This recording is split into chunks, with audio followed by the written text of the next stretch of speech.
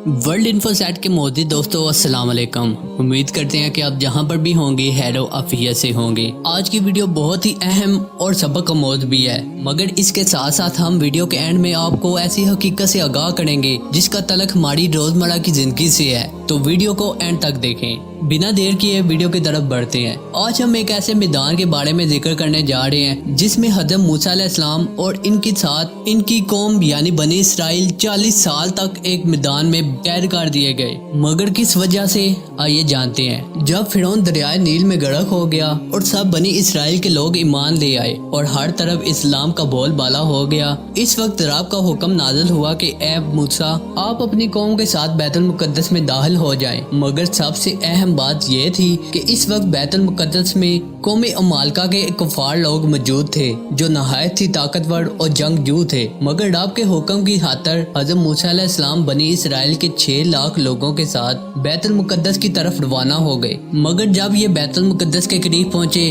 तो इनके दिल में डर पैदा हो गया और ये कहने लगे कि हम इनका मुकाबला नहीं कर सकते। और इन्होंने आपसे ये कहा कि ए मूसा, आप और आपका खुदा ही जाकर इनसे मुकाबला करे, हम यहाँ से कहीं नहीं जाएंगे। इनकी बात सुनकर आप बहुत ज्यादा बेजार हो गए और आपने रब से इल्तिजा की। रब की तरफ से जो हुक्म नाजिल हुआ इसका जिक्र कुरान पाक की सूरह अल माइदा पारा नंबर 6 में इरशाद होता है, बस 40 साल तक वो जमीन इन पर हराम है, ये जमीन में भटकते फिरेंगे। तो ए मूसा, तुम इस नाफरमान कौम पर अफसुर्दा ना हो। इस हुक्म के बाद बनी इसराइल के 6 लाख लोग 40 साल के लिए इस मैदान में कैद कर दिए गए और ये इसी मैदान में भटकते रहे। ये मैदान तैया है जो मुल्क शाम और मक्का के दरमियान वाक़ है।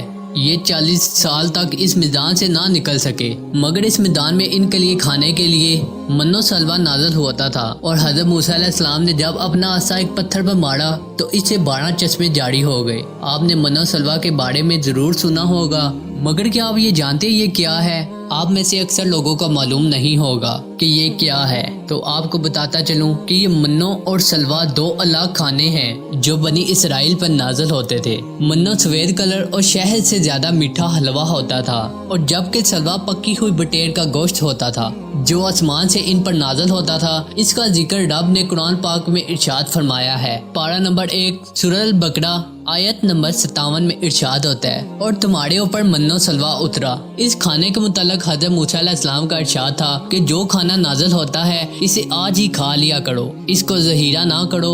मगर इन लोगों के दिल में डर पैदा हो गया कि अगर कल खाना ना उतरा तो हम इस मैदान में मर जाएंगे। तो इन्होंने इस वजह से इस खाने को जमा करना शुरू कर दिया, मगर इस नाफरमानी की वजह से इन पर वो खाना उतना बंद हो गया और जो खाना इन्होंने ज़हीरा किया था वो खराब हो गया। और सबसे अहम बात आपको बताता चलूं कि इससे पहले कभी भी खाना खराब नहीं हुआ करता था, ना ही गोश्त खराब हुआ करता था और ना ही कोई खाना खराब हुआ करता था। और आज जो खाना खराब हो जाता है वो बनी इसराइल की वजह से ही हो जाता है, क्योंकि इन्होंने हज़रत मूसा अलैहिस्सलाम की नाफरमानी की, जिसकी वजह से वो खाना खराब हो गया और आज तक खराब होता आ रहा है। क्योंकि इस बात का वाज़ह सबूत आप सल्लल्लाहु अलैहि वसल्लम ने इरशाद फरमाया है कि अगर बनी इसराइल ना होती तो खाना कभी भी खराब ना होता और गोश्त ना सड़ता। उम्मीद करते हैं कि आज की वीडियो आपको पसंद आई होगी। इस वीडियो को लाइक कर दें और अपने करीबी दोस्तों के साथ शेयर कर दें ताकि उनके इल्म में भी इजाफा हो सके। मिलते हैं अगली वीडियो में, तब तक के लिए अपना ख्याल रखें और हमें दुआ में याद रखें। अल्लाह हाफिज।